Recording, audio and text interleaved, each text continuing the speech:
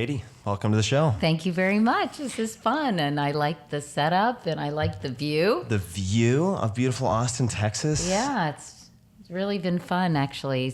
This is my first South by Southwest. Welcome to the chaos. I know people call it South by. I'm going to make it even cooler and call it SB. But it's been really fun to be here, and it's been really interesting for me. So thank you for having me on the show. Of course. I really appreciate you making the time. And I'll be honest, I feel a little bit like that petulant Luke Skywalker in the first Star Wars. Everyone's like, oh, come on, when he's hanging out with Obi-Wan and just missing the point, because I'm sitting here asking questions of someone who's asked more questions of more presidents and dignitaries than I'll ever even have a chance to meet. So I apologize in advance if I make any novice mistakes. Well, you know what? I think that if you just are curious about people and your curiosity is genuine and you're truly interested in someone, I think that's really what makes a good interviewer. And so I think you have that in spades. So I think you'll be fine. I want to jump into something that I found in the course of doing my homework that led me to a number of different questions. And I said, if I would ever have the chance to ask, and I was like, wait a second, I do have a chance to ask. So this was something I found via NPR in an interview format, and they were asking you if there was any story that made your reputation, or if there was a moment like that. And again, the internet sometimes misquotes things, so you can correct if need be. But I'll read a little bit, and then I want to ask a follow-up question. So I think I got noticed when I was doing a tour of the White House with Barbara Bush. I didn't think that President Bush was there, and suddenly I heard this Cocker Spaniel or Springer Spaniel. Ultimately, we arrive at Millie, that's Millie, coming into the room, and President Bush was following him. And suddenly I had to do an interview with the President of the United States that I wasn't prepared to do. I was just getting a tour of the White House. So that was sort of where I found my career path before my eyes, but I was able to come up with enough questions to keep him there for something like 19 minutes and 20 seconds. So that last sentence was the part where I was like, okay, I have to ask you if you could just walk us through that. And how on earth, what do you recall any of the questions? Do you recall how you kept the president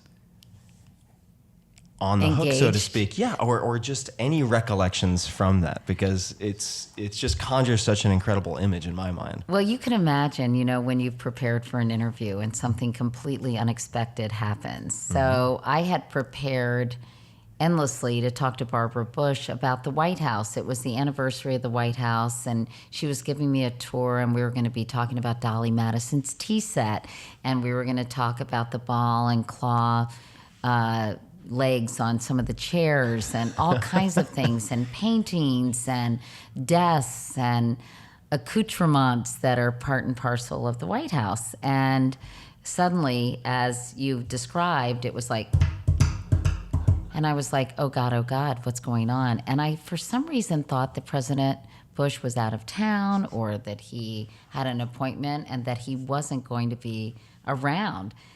And it's not often that you have the president pop in to say hi and you have no questions for him. So you just had to, that was where the rubber met the road, and I just had to pull all these questions, pretty much out of my ass to ask the president, the most powerful man in the free world. So I think I asked him about Iran-Contra. I asked him about, he was running against Bill Clinton, so I asked him about that campaign. I'd like to rewatch that, actually, to see how it plays out today and what I remember. But I just kept on firing away, and I remember his upper lip started kind of quivering because I think he, too, felt suddenly put on the spot. He wasn't prepared. He wasn't prepared either, exactly. And we just had this very intense kind of rat-a-tat-tat back and forth. And finally, I remember Marlon Fitzwater came in, and I said, oh my gosh, here's Marlon. And I think Mrs. Bush, everyone was basically saying, okay, that's enough. Enough is enough. And I remember saying to the audience at the time, the viewers, that Marlon Fitzwater was pulling out whatever was left of his hair because he was pretty bald at the time. And that was a very kind of intense situation for me. But it also showed that I could think on my feet. Now, in fairness, I also had my executive producer, Jeff Zucker, peppering me with questions behind the scenes through my IFB. I think he was nervous. IFB is the earpiece. Yeah, that if I had a moment and suddenly had nothing to say, that he was going to leave. And of course, as somebody who really understands television and understands audiences, he wanted to keep the president on the hook as long as he could. Keep him on the ropes. Yeah. So, but it was fun, and I remember afterwards thinking, "Oh my God!" And it was well received. I think Tom Shales, who's the TV critic for the Washington Post, wrote a very flattering article following that. But that was, I think, very important because, you know, when I did that job and I decided I would be the co-anchor of the Today Show, it was really important for me as a female in the business to be taken seriously and to not be relegated to the cooking and fashion segments. And in fact, when I got offered the job, I said to Michael Gartner, the then president of NBC News, I'll only do it if it's a 50-50 division of labor between me and Brian Gumbel. And I said I had covered the Pentagon. I had worked very hard in local news. And I'd gotten some very good advice early in my career to not be typecast as the cute girl who does features. So, you know, it was important, and that was validation in a way that, yes, I could have a fun personality, but I could really get serious and ask serious questions, penetrating questions when I needed to, even if I wasn't prepared. I mean, I want to ask you about the sort of the chutzpah and where that comes from, but is that a trained skill? Is that something innate to you? How did you end up developing that level of aggression is too strong a word, but that ability to capitalize on an opportunity like that? Chutzpah, I think, is a good Yeah, word. right? Or I mean, moxie. My moxie. dad used to say I had a lot of moxie, which I love that word. It's a good word. Yeah. And, you know, I don't know. I think it's inherent in my personality. I think I have been pretty guileless, if that's kind of a synonym for moxie in a way. I mean, I think I've always been pretty uninhibited and very open and very willing to go there wherever there might be. And I think I've always had a fair amount of confidence in myself, although it's wavered, you know, from time to time through the years. But yeah, I think having super supportive parents obviously probably fed into that. But I also think it's a little bit in my DNA as well. A little hardwired. Yeah, I do. In. I actually do. And been sort of always fairly fearless and not hesitant to be out front, and running for vice president when I was in 5th grade and president of my elementary school when I was in 6th grade, and always wanted to be a student leader and that kind of thing. Very Tracy Flick from Election. Would you like a piece of gum? Did you remember that movie? Did you see that with Reese Witherspoon? Yes, actually, I have seen it. It's actually a very, very funny movie. It kills me. But I'm not too Tracy Flickish, but a little. And so I think I just have always had chutzpah.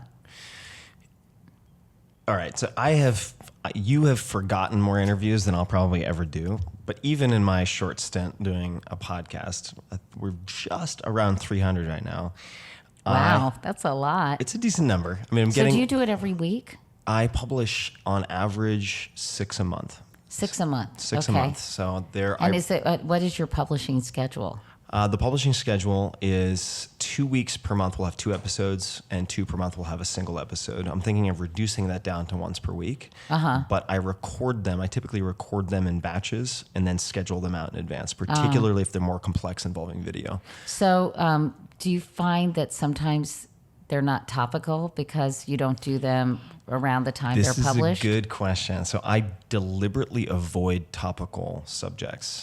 And That's smart, I guess, so they can be evergreen. That's right. And there are trade-offs, though. So there are people who I've watched very closely who are in my, let's call it peer group in the podcasting world, who are very, very good at tracking the headlines, finding names, inviting those people on, and riding the wave of Google juice, effectively, the trend in traffic and search queries to drive traffic to their podcast. That's very, very effective, but I don't want content. If I get hit by a bus tomorrow, and I've been very, I shouldn't say I've been unfortunate, I think it's part of life, but I've had a number of very close friends and also family members pass away in the last, say, 12 months, and it just reminds me that I could get hit by a bus tomorrow, and I don't want to have put out only subject matter that has an expiration date. I really want it to last. So whether it's a blog post or an interview, I'd love for there, at least, even if there are topical components, to be themes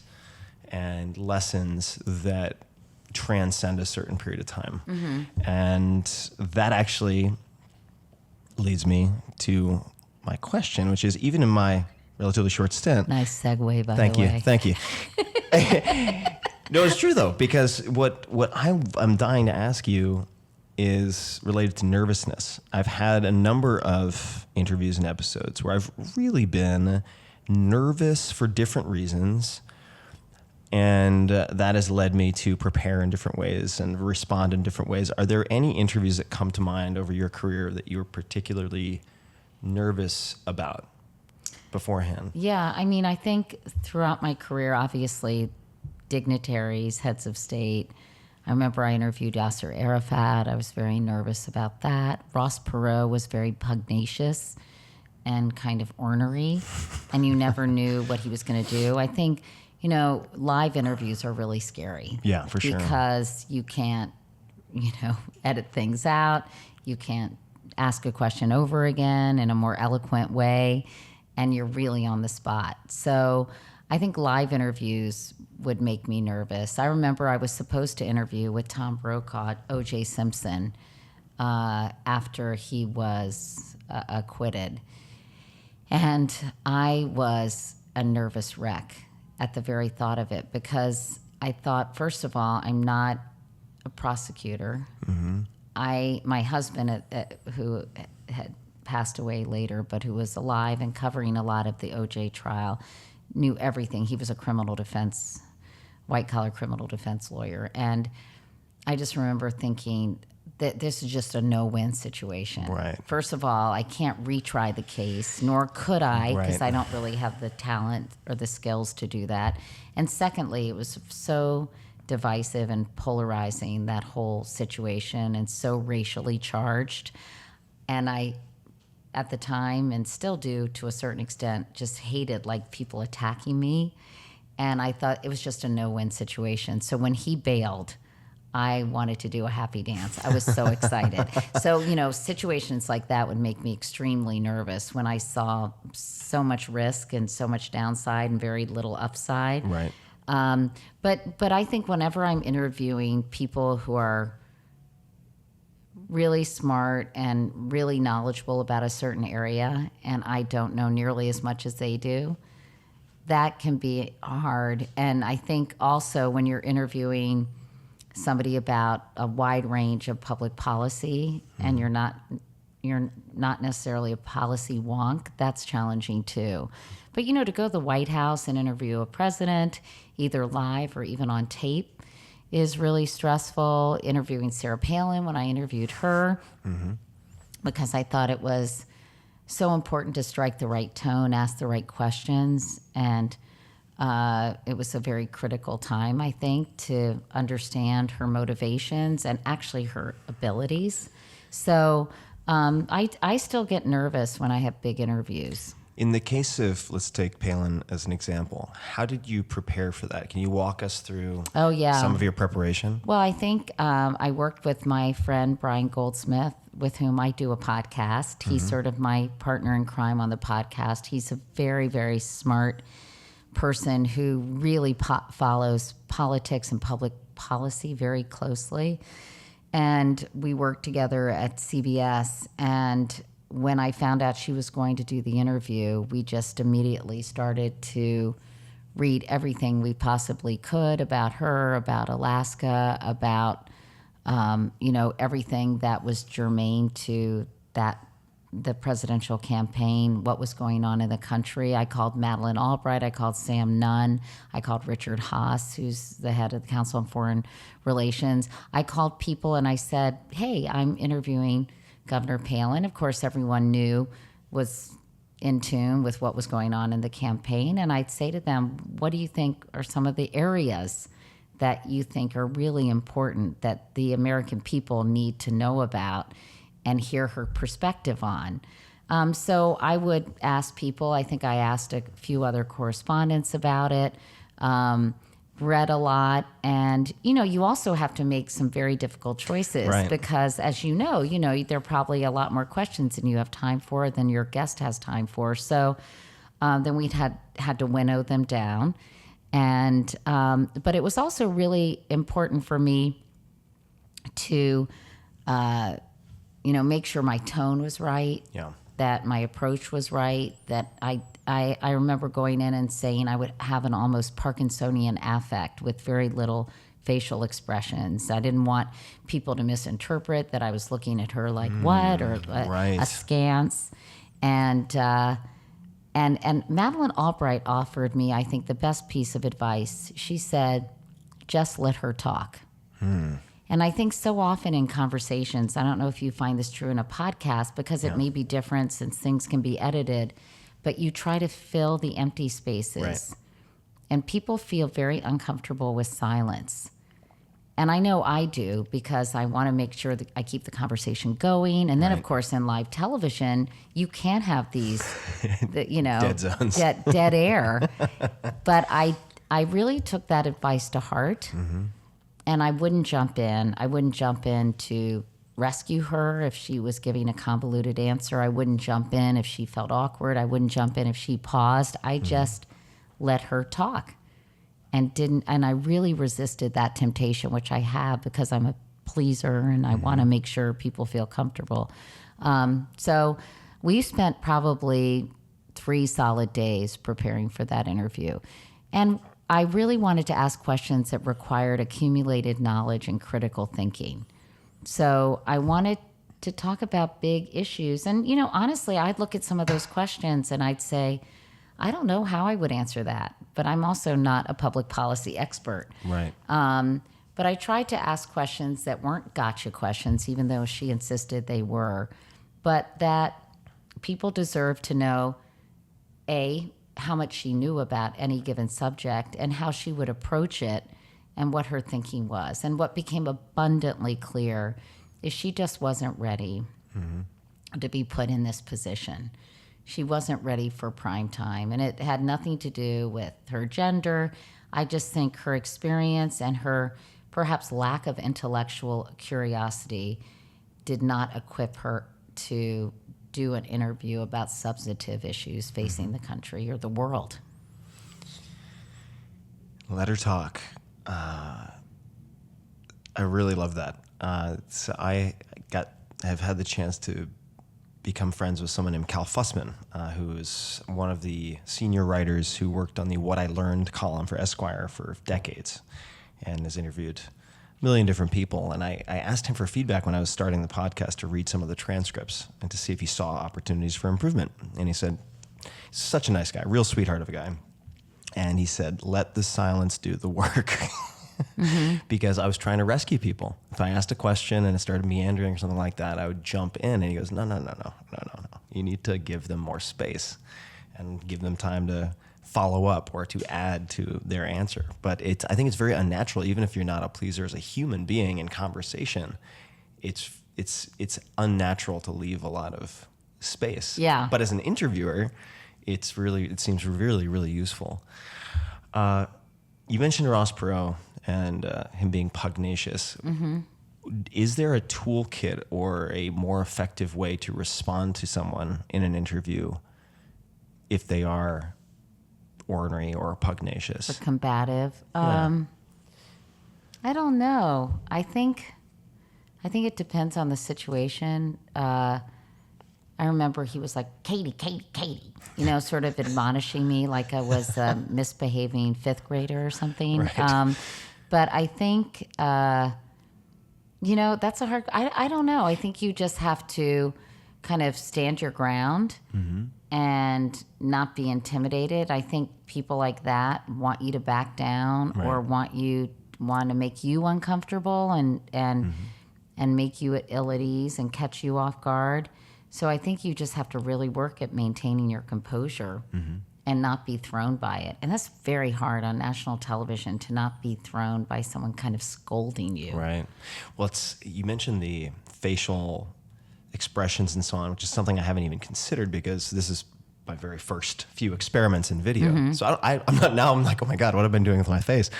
But if you're being scolded on national TV, it's not just what you say, it's also how you respond. Right, of course. Visually. Of course. So you really have to have trained a poker face or at least some self-awareness through the profession. That seems really hard. I would definitely get fired if my thought bubbles ever became public.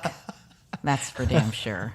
But on the flip side, are there any interviews that come to mind? You've had so many, but where after you're done, you just in the moments finishing the interview think to yourself, God, I hope the equipment was working. Like, I really hope we caught that because it was so good. Are there any that come to mind where you're like, oh, wow, that's one that I'm really proud of? Yeah, I mean, a lot. I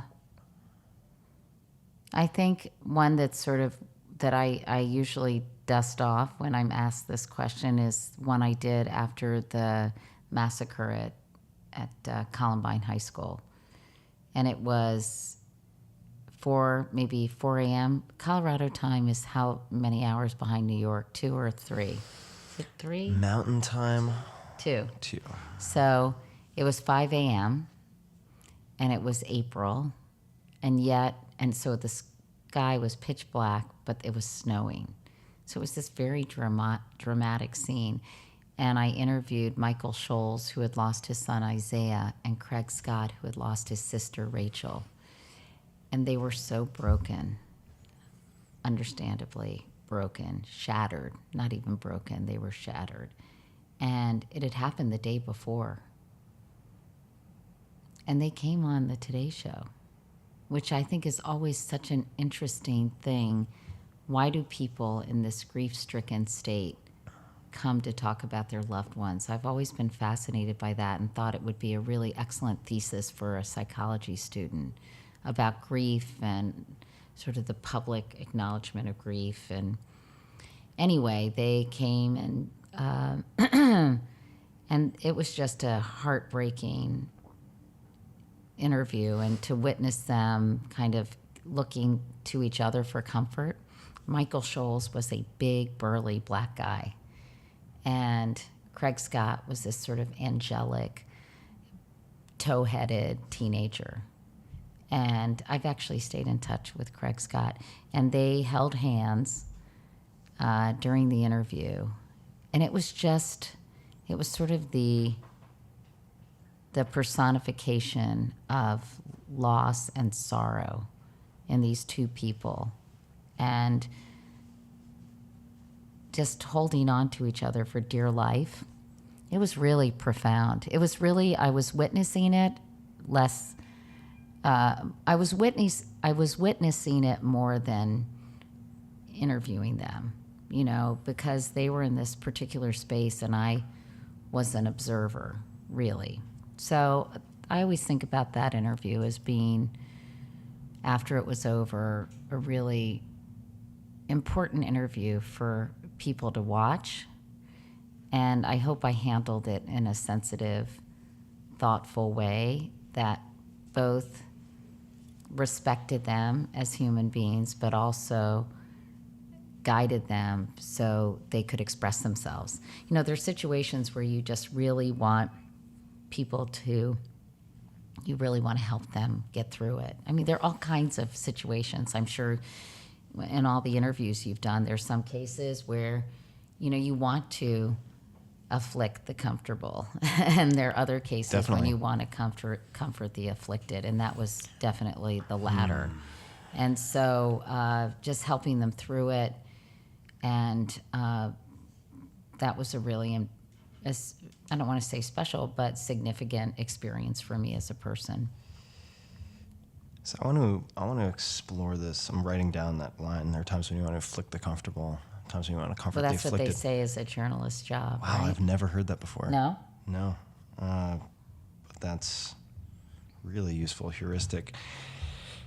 I want to talk about grief a bit. So I've lost a number of, like I mentioned, close friends and a mentor in the last 12 months. And You mentioned your husband who passed away earlier. And if I get any facts wrong, obviously, please correct me. But don't colorectal cancer, 42. I'm 40, which really caught my attention. And the first time I had an opportunity to go abroad outside of the United States was to Japan as an exchange student. And I lived with a family, went to a Japanese high school, and I'm still close to that family 25 years later. And the father in that host family is my second father, effectively. And I planned on bringing my American family to Japan later this year to meet them for the first time, my two families. And I just found out that my host father is in the hospital, late stage, very aggressive cancer, diagnosed as metastasized, probably will pass away in the next 2 months. And What kind of cancer? I would have to go back to the email because it was very emotional and then cognitively difficult for me to translate because it was a lot. It's in Japanese, and it was all specialized medical terminology. But it's in the lung, it's in the liver. Lifelong smoker, very typical for Japanese of that age. I think it might be also esophageal, but and I know that it's now also in the lymph nodes. So he's intubated in a hospital, and only the mother and the brothers can visit. So this has had me thinking about grief, and is there anything I should do in advance to prepare for that? And I'd just be very curious if you're willing to talk about it, to describe your experience of grieving. And you could start at any point in time, but as it relates to your experience with your husband, and certainly after that we can get into it. But I mean, you've done a tremendous job of highlighting the types of diagnostic tools and preventative tools that people can use, which we'll talk about. But I don't even know how to think about grief. I mean, I don't know if I've allowed myself to ever experience it before, but I know I'm going to be hit with a hammer. I thought, though, you had a couple of friends and a I mentor. did. No, I did. They have passed away. And it's been very recent that it hasn't been this close. Like, these are friends, but they're not a second father to me. And I think in a sense, the mentor who passed away did hit me pretty hard, but I've only in the last 6 to 12 months actually been allowing myself to feel more things. That's a much longer story, but I've had a lot. You have a kind of conflicted relationship with this person? No, I've had a lot of armor for decades that I've built up over time for a lot of different reasons. And it's been very useful for some things, for protecting me, but I've realized that it also keeps a lot in that is very ultimately corrosive. So I'm trying to develop more of an ability to feel instead of looking at it as a liability. Gosh, I don't know. How do you describe grief?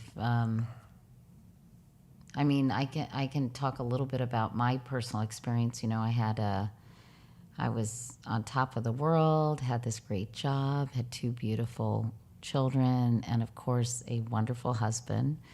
I have to say we were having some challenges in our marriage, because I think I had this just sort of out of the blue success and suddenly became a household name and had all this attention, which I think can put a lot of pressure on a relationship, where suddenly the power dynamic doesn't feel as equal. Right. But, you know, we were really, you know, in love and enjoying our lives, and, you know, just out of the blue, Jay hadn't been feeling well. He had been tired. He'd been traveling, and we kept thinking, we have 2 little kids. He's covering the O.J. Simpson trial. He was, you know, his schedule was crazy. And then out of the blue, he just was doubled over in pain. And our nanny, who was Irish at the time, called and said, Jay's doubled over in pain, and I don't know what to do. So he didn't have a doctor, like so many young men, which is, you know, if anybody there are many, I think, takeaways from our conversation, I hope. But one is that men, especially, I think because women go see gynecologists, honestly, that a lot of men don't go and get physicals, or they don't even have a GP or an internist. And Jay was one of those guys. He played lacrosse and football and college, and was never smoked ever. I don't think he ever even tried a cigarette. I don't think he even tried pot ever. It's sort of crazy when you think about it. Drank moderately, took pretty good care of himself. I mean, and it just boom. He had stage 4 metastatic colon cancer. So we went from one day, just everything was great. We were buying a house in the country or had a house in the country, and we're really enjoying that. And Jay was riding horses in Central Park and doing his thing professionally. And I was at the Today Show, and our girls were great. And Carrie was less than a year at the time, or just had turned a year old when he was diagnosed on April 3rd, 1997, sorry. He died 9 months later in January. But, it's so debilitating and shattering and destabilizing. And, it's such a process. And I was in such denial. And he was one of these very smart people, but he didn't want to know about his health. He didn't want to know the gory details. I don't know why, because he was so smart, intellectually curious and interested, and I don't know, maybe he knew. So I kept all this stuff from him, which I really regret. I would say, oh, there's only shadows on your liver. Don't worry, it's going to be okay. We're going to figure it out. I remember sending his scans to NIH, because I had a lot of connections because of my job. Right. And I remember very prominent cancer scientists calling me and saying, oh God, this is really bad. I arranged for him to get a hepatic artery pump, which pushed the chemo directly to his liver that was covered. I mean, the tumor burden on his liver was awful. And anyway, so I think my husband, John, says I'm very good in an emergency. I get very focused and very proactive and driven. And I went into, I am going to try to fix this mode. And so I was sort of doing that, I think, to avoid the grief, because I had to do something. Right. And it was just, what can I say? It's the worst thing in the world to see someone, first of all, your life just changed in an instant, then to see someone suffering, then to try to figure out how can you help somebody. It's really overwhelming. And, I think my grieving process began the day he was diagnosed, because my doctor, who was the internist Jay went to see when he was in this pain, he pulled me aside into one of those little patient rooms in the hospital and said, this is really bad. The prognosis is very bleak. So what do you do with that except for do everything you possibly can to change the outcome, which you realize you probably can't change. Anyway, yeah. It's a very challenging thing to deal with, but maybe my regrets will help you with your situation, in that I never really said to Jay, what are your hopes and dreams for your kids? Can you write the girls a letter? Can we videotape you talking to them? To say everything I wanted to say to him, because that was an acknowledgement that he was going to die, and I just couldn't do that. So maybe if things are so bleak for this person is so special to you, first of all, you need to tell him. Yeah. And you need to write him, maybe go see him, and feel that you don't have any regrets. Thank you. So, the only segue I can possibly think of from that is very closely related. You can always go, what I used to do on the Today Show, on a lighter note. Well, this is, I suppose on a lighter note, although it's a shade of the same color. So there's a very interestingly titled paper in an academic journal, and the title is, quote, "The Impact of a Celebrity Promotional Campaign on the Use of Colon Cancer Screening, the Katie Couric Effect." and it goes on to detail the increase in the number of colonoscopies because of your awareness campaign or campaigns. And I was looking at this. I've read a lot of studies, and the p-values, so the likelihood that it could be attributed to chance, is really, really, really low. I mean, it's the data are really compelling. Looking at this, can you tell us the story of how it happened? Well, that's a University of Michigan study, I think, that paper, and I think it was in the Annals of Internal Medicine, possibly, which I think in this case should be called the Annals of Internal Medicine. But I basically really wanted to educate people because I didn't understand colon cancer. I'd never really heard of it. I guess I had vaguely when President Reagan had a polyp, and I thought, gee, I have this opportunity. I have this bully pulpit. I have a platform to educate people. So again, Jeff Zucker, who at the time was my executive producer, he ironically had also been diagnosed with colon cancer in his 30s. And so he was a very receptive audience for my idea. And I said, can I get a colonoscopy on television? I'm too young to get one. You know, I wasn't 50 yet. I was only 41 when my husband died. But I said, we need to demystify this procedure. So that was my thinking, to just educate people. And it was sort of, this was before people were doing things like this and talking about it, but it just seemed a perfectly logical thing to do. And I think it was very helpful for me in a situation where I felt so powerless. And I don't know about you, but that's the worst feeling in the world, to feel powerless. I don't like that feeling. No.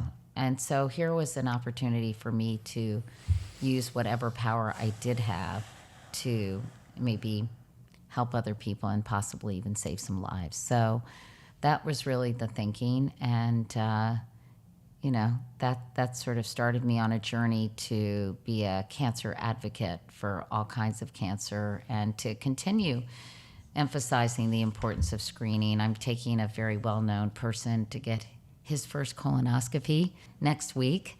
And, I really appreciate people's willingness to talk about this and to spread the word, and because it's so preventable. It has a 92% cure rate if it's detected early, and it's the second leading cancer killer of men and women combined. So I feel like, that will probably be the first line in my obituary. I hope it won't be journalist, but it will be sort of cancer advocate. And it's something I'm really proud of that I was willing to do. Well, I would say even at this point, it could be the first line in certainly a number of measurable senses, right? So you're co-founder of Stand Up to Cancer, and that has raised more than $500 million at this point to fund scientific research teams. That's a lot of money. That's a big chunk of change. It is a big chunk of change. Yeah, and that was started by 9 women who together were frustrated with the pace of cancer research. I think Stand Up has really changed the paradigm of how cancer research is done. It's really emphasizing collaboration rather than competition, getting these institutions and pharmaceutical companies and biotech firms to actually talk to each other to pool their resources and their brain power, really. And it's been adapted by people like Sean Parker and Joe Biden when it comes to the way they're approaching cancer. So it's been a phenomenal thing. I'm so proud of these women, so proud of these scientists, because at first they weren't too jiggy about collaborating. That's a really complex, potentially complex problem to solve, and right? sometimes it's worked better than others, quite candidly. But, we've been able to get 3 drugs approved by the FDA and a lot of promising research done because these scientists are willing to work together. And it just makes all the sense in the world. But it's against our kind of very primal impulses to, be credit mongering and not want to share the spotlight with people. So at times it's been challenging, but now it's been great. What are the ingredients or the strategies that your team has used to encourage these people who have not previously collaborated to collaborate? I don't know. I think I don't give the organization any credit. It's their sheer decency and their desire to really help patients and to come up with better treatments for so many people who have suffered from this disease and lost the battle. So I think that, it was just different. People don't like change, as you know. Yeah.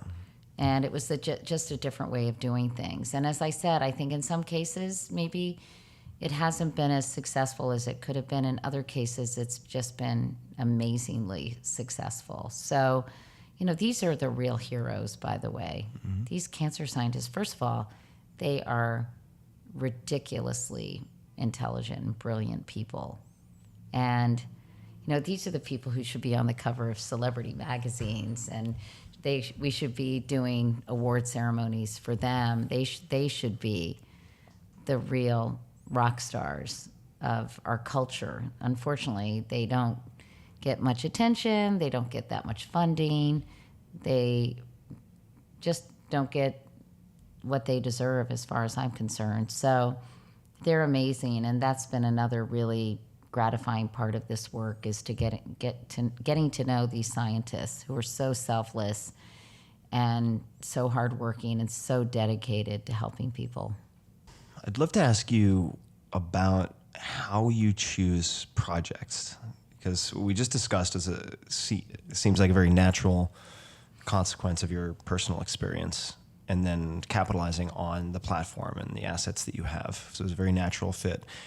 I can only imagine that you get hundreds and thousands of proposals that I'm sure other people help vet with basic criteria, but I don't really. You don't. So how do you select? You must have so much inbound, and certainly throughout your career, I would imagine, I don't know. But I don't really. I've worked for companies, I worked in local news and jumped around, which you sort of had, at the time you kind of had to do to get experience and become competent and, reporting and doing on-air work. And then I worked at companies like NBC for 15, maybe 20 years if you count my time covering the Pentagon and working in local news, so probably 20 years. Then went to CBS for 5. Then I did a talk show for 2. Then I worked at Yahoo for 4. So I've really worked for big companies, servicing them and doing what I needed to do to hopefully contribute to what, their general mission was. And now I'm sort of, I don't know, I'm just kind of at a weird place. I do things that I believe will have impact, that give me creative freedom. Sometimes I miss working for companies because I love working with people. I'm a super sociable person, and I really get energy from other people and the atmosphere I'm in. But now I'm just trying to figure it out, and it's hard because the landscape is so fragmented and there's so few communal experiences. When I did the Today Show, I sort of felt like, not everybody. I wasn't that egotistical, but I thought, a lot of people are kind of watching this, and it felt kind of like a community. And now, a lot of people still watch the Today Show, but it just seems there's so many options and so many things to do with our time, and this attention economy that Tristan Harris talks about. Do you know Tristan Harris? Yeah, I know of him. We haven't spent any time him. together. You would love him. Oh, he's a fascinating guy. He's 33 years old. He's an amazing person. I interviewed him for my Nat Geo series. But, so I just try to do things that I'm going to enjoy, that I think will somehow contribute to the conversation and that will get some attention. But that's hard, So I think right now you just have to do things you really enjoy and devoting your time to. What are you devoting your time to right now? And I'm thinking, that's a bit of a leading question, or I suppose what I'm hoping to explore a little bit is America Inside Out. And if you could tell us what that is, and why you chose to do it. Well, I decided to leave Yahoo when it was bought by Verizon. No hard feelings. It was never really the right fit for me, and I've I've talked about that a little bit with Kara Swisher, who I'm sure you know Kara. Yeah, I've had Kara on the podcast. Yeah, she's great. I really like Kara. I just like her no BS. Very no BS. She's way. great. Yeah. But I also think she's a very kind person. Probably not everyone who she's written about feels the same way, but I wanted to explore some of these issues that I thought were not getting attention. Biz Stone, in this book I wrote about advice, said if you see a need, fill it. You know, in terms of what to do with your life, or if you're entrepreneurial, or if you wanna be of service to people. And I think basically, don't we all want our work to matter? I don't think making money is the be all end all for people. Maybe it's easy to say that once you've made some money, but I wanted to explore these topics that I thought were getting short shrift in the media. That everything is so ephemeral now. Yeah. You can't even remember, partially because there's so much happening at once. You can't remember what Donald Trump did 2 days ago, or you can't remember. I mean, it's so much. It's TMI, isn't it? Yeah. And I think you can't even digest it and think about it and contemplate it. And I felt like everything's happening so fast. Can we think about things a little more? And what are some of the things that I believe we should be thinking about? And they were things that were happening before our eyes, but we weren't really giving them any consideration. So I had done a documentary for National Geographic called Gender Revolution, about our changing notions of gender and how people are not really binary as much as they used to be, with very specific male, female, blue, pink, traits, and you grow up and you're this way. And now this whole notion of gender fluidity and kind of being non-binary and all this stuff they were relatively new concepts for me. And I had whiffed on an interview I did with Laverne Cox and Carmen Carrera, less with Laverne, but with Carmen, when I asked her an inappropriate question about her genitals, basically, her private parts. And I taped the interview, and at the time, I thought she was quite offended and told me why. And I said, when the producers asked, I said, keep that in, because I want people to understand why that's an offensive question. If you don't mind me asking, what was the question? I said, what's the situation with your private parts? About gender reassignment surgery. Right. And it's just grossly inappropriate. But I didn't really know that. And I was trying to do, believe it or not, a public service by at least talking about transgender individuals and trying to help people understand it. So my motives were actually pure, but my question was really clumsy. And I kept it in the show, and it got I remember I was on a plane going to CES. It was my birthday.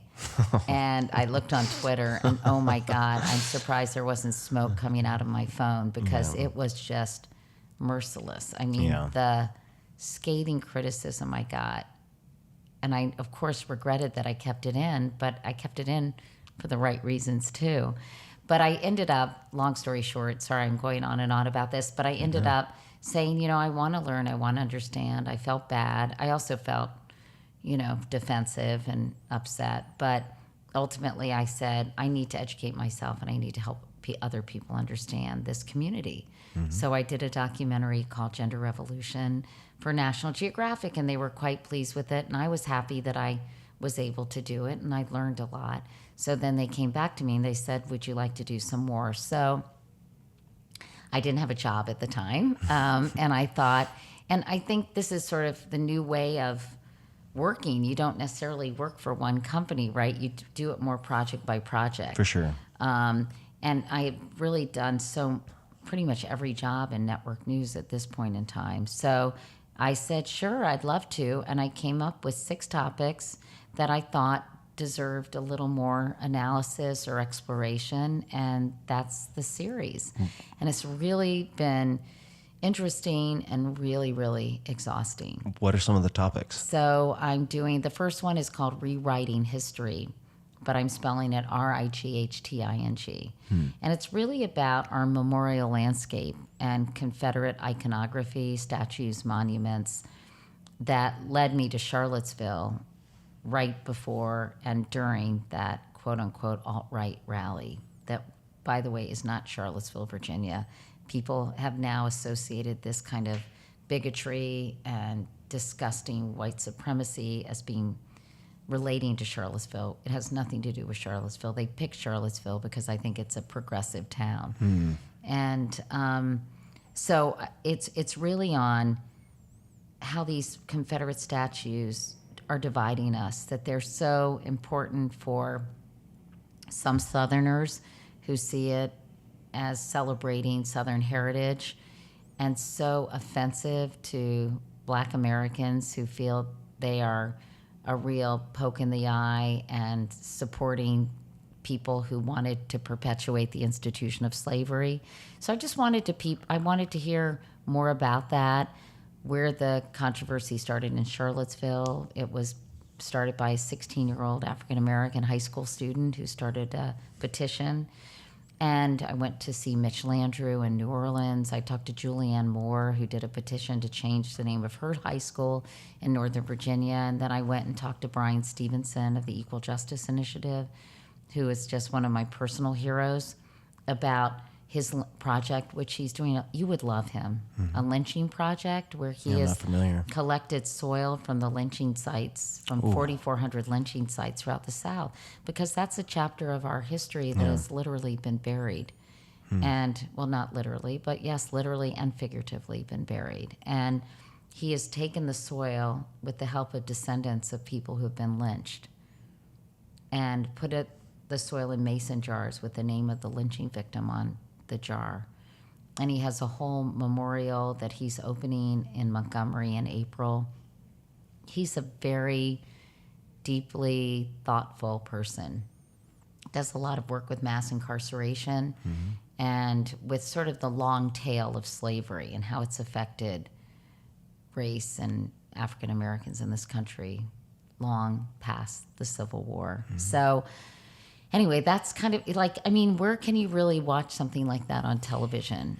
And what would be success for you, not in terms of views or anything like that, but the impact of an episode that on, say, a viewer? Is it that they change their mind? Is it that they view an issue that before was just a soundbite or two headlines, and they see the shades of gray in something that is actually very nuanced? What do you hope it will do I think to people? Number 2 would be really good. Yeah. You know, a deeper understanding, I guess remembering what it feels like to have empathy for somebody's point of view, to have more context, to be able to talk about it in a more educated, intelligent way, to, I don't know, there's so much surface stuff. You don't really know what's underneath, what lies beneath the story. And oftentimes I think if you do a little digging, then you just understand it more, and you can talk about it in a less knee-jerk way, in a more nuanced, less emotional, empathetic way, you know? These statues, for a lot of people, are deeply, deeply offensive. And I don't think they belong in public squares and public spaces, which are very important, you know, in terms of setting the tone for a community. That's why urban planners spend a lot of time thinking about these things.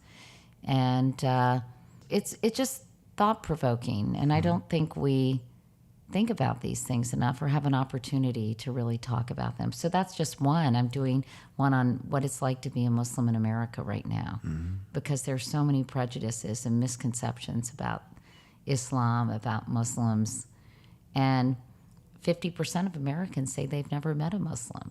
And so I'm trying to introduce some of them to those people to Muslims virtually. And, you know, I don't know, I'm trying to just foster some kind of deeper understanding and connection for people with things that may seem foreign to them, with things that they may feel strongly about, but don't necessarily know why. Maybe it's because their friends do. Yeah, or maybe their beliefs aren't actually their beliefs at all. They're just the beliefs of their parents or their coworkers or whatever it is that they've absorbed. But they didn't arrive at it through thought. They arrived at it through what they've been environment. fed from their news feeds. Sure. Through like-minded people who share their beliefs. And I don't know. It's kind of ambitious to even want to do that. And, I just have to keep trying because that's what I enjoy doing. And I do think that I possibly could be a helpful conduit for people, a proxy for the average Joe or Josephine who is curious about the world and wants to understand it better and wants to meet people and talk to people and see if they can, I don't know, try to make sense of it all. I don't know. I think that's a very noble objective. I don't know. I think if you aim for that, even if you partially fail, you will still create a lot of positive change, right? So it's like maybe. That would be certainly what I would tell myself. Yeah, I think you've got to try, and I do think this younger generation is much more receptive to, trying to change the world in a good way. You see those kids in Parkland, Florida, and it's just so moving. And so, I'm hoping that it will, maybe, I don't know, get people to talk to their friends about it and maybe counter some of the stuff that they're seeing and say, actually, white extremists have committed 3 times the violent acts that Muslim extremists have committed since 9/11 or in the last 15 years. But the media coverage leaves you with the perception that's not the case. Right. And so we can all kind of just be more aware and more critical, and not in a negative way, but critical thinkers about the kind of information that's incoming. I know we only have a few minutes left. If you had a billboard, metaphorically speaking, and you could put a word, a phrase, a quote, any type of message or question to get out to millions or billions of people, what might you put on that billboard? I'm watching 3 billboards right now, so all I can think of is the billboards that Frances McDormand put up. There's so many important things, right? I guess I would say something about voting. If you don't vote, you can't complain. And there are a lot of ways to vote, too. I understand the literal use of it. But I think for me, it's actually voting in elections. Right. Because I think it's 55% of Americans voted. It was the worst turnout since I think in 1994 or something. And I just don't understand how people can be that apathetic. They have to care about the country and they have to educate themselves about the issues. And it's just infuriating to me that people don't vote. And so, especially in the midterms, and they need to really hold our politicians accountable. And if they want to, be the change they wish to see or whatever, they need to get involved in the political process. So I think that's what I would do. Like, it infuriated me if people didn't vote in the last election, or they threw away their vote by voting for someone that just would never be elected. Had no chance. Right. And I felt like saying to them, that's a vote for the other person. If you're comfortable with that, just so you know, that's helping elect someone you may not want to be president. And so I just hope people take that really, really seriously. And I don't know. I just hope they vote for people for the right reasons too. Yeah. And to focus on action instead of complaining. I think that you can create the illusion of action by jumping on social media and complaining, but... Well, they call that slacktivism, right? Slacktivism, yeah. You need to actually get up off your ass and make things happen, and part of that is engaging in ways like that. Yeah, but that's, I think, what would you put on a billboard? Damn fine question. I would say I might put up... I've thought about this, of course, because I asked this question a fair amount. I would put up.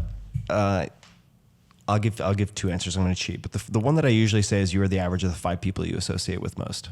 So psychologically, emotionally, politically, physically, you are going to be the average of the handful of people you spend the most time with. So pick those people very, very, very carefully.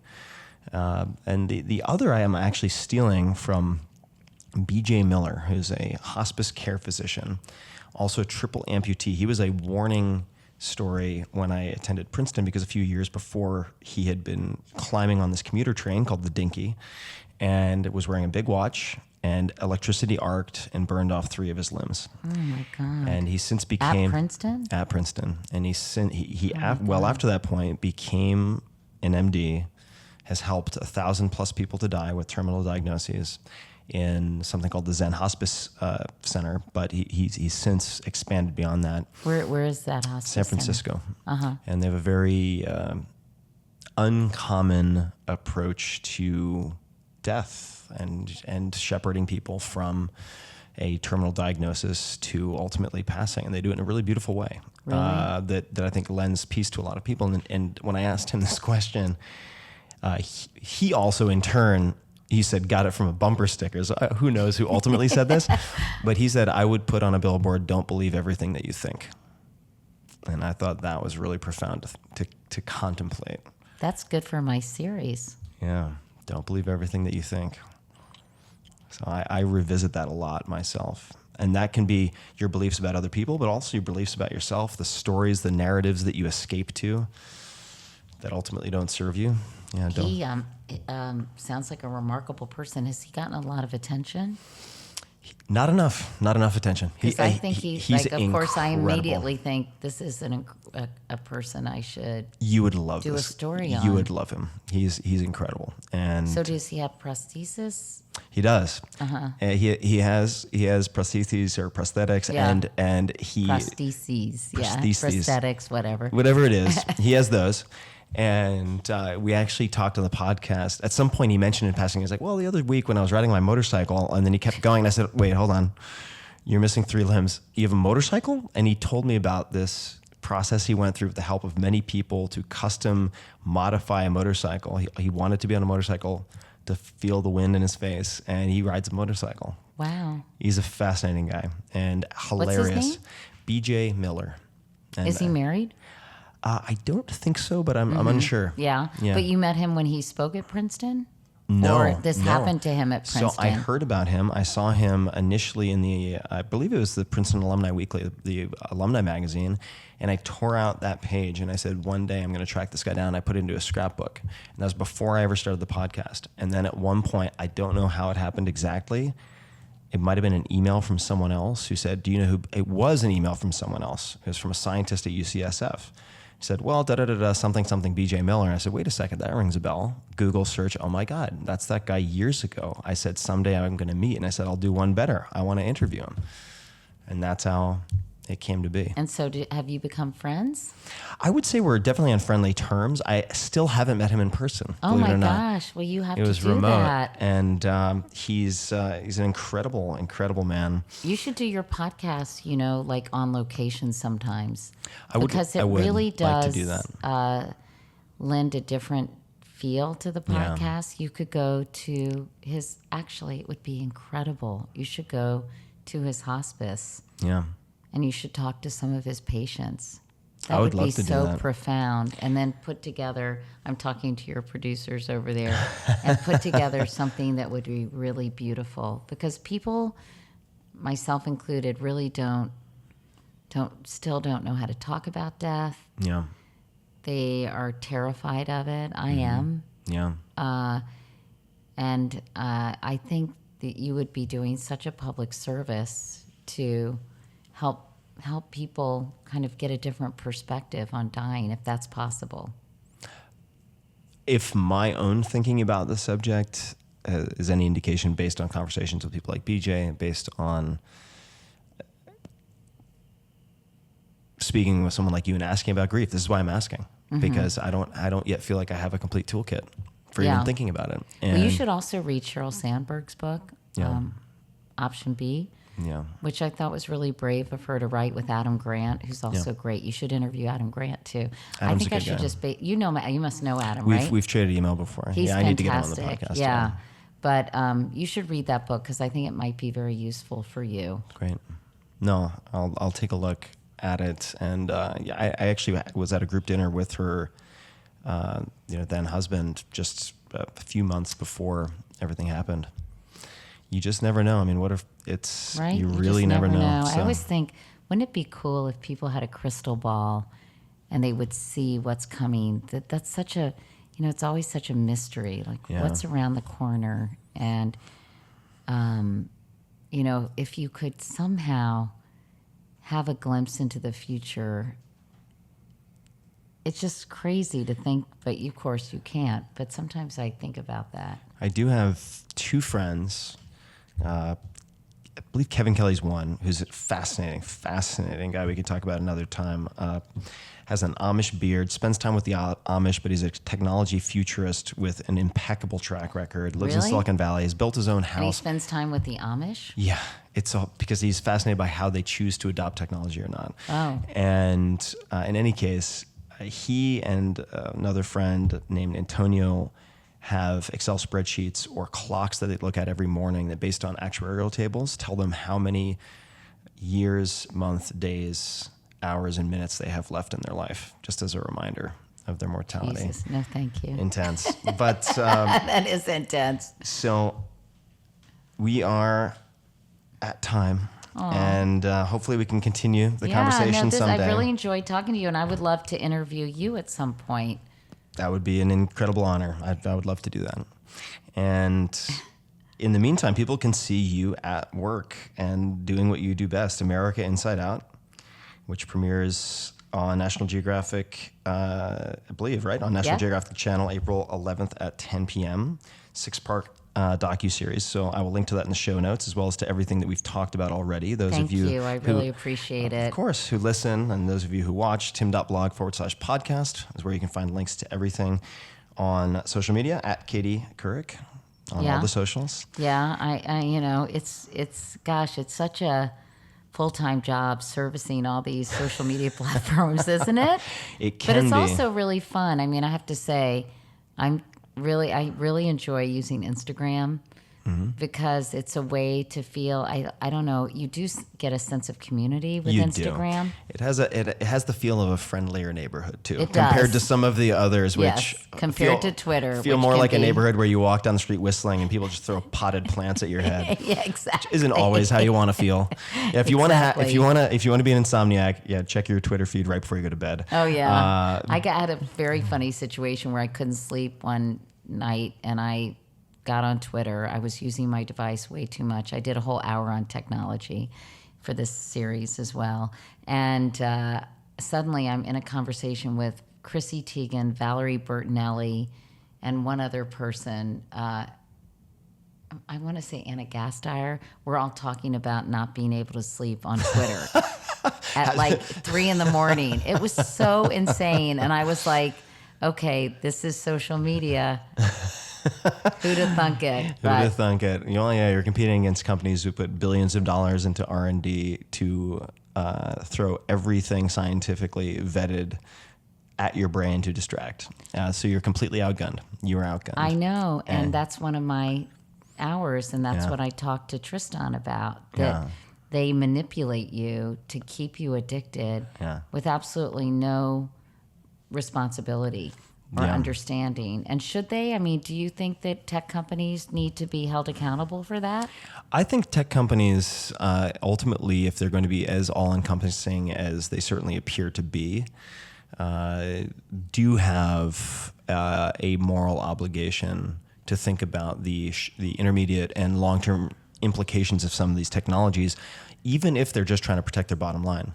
So, for instance, I mean, hopefully, I'll take another minute or two, but if you look at autonomous cars, all right, so self-driving cars, well, 3 million jobs, right? so if you can look at the job shifting, but you can also look at, let's just say, the decision making that will have to be embedded into the code itself. So if you have a car, let's say a car gets hit by a huge hailstone, which these things happen, right? Whatever it might be, or a ball comes into the street and throws the car off course, and it has to choose between hitting, say, 3 school children on one side of the street or 10 elderly people, how does it make the decision? And it's going to have to make a game time decision. Or are there times when the car sacrifices the driver? Is that dependent on your insurance premium? Is that there are some really gnarly moral problems and ethical challenges that previously were relegated to thought experiments, like the sort of trolley scenarios and things like that. So they will need to have ethicists and so on to help advise the programmers who are developing the code so that these machines can make decisions. So yeah, they have to think about it. It's crazy though. It sounds like Black Mirror, doesn't it? I know.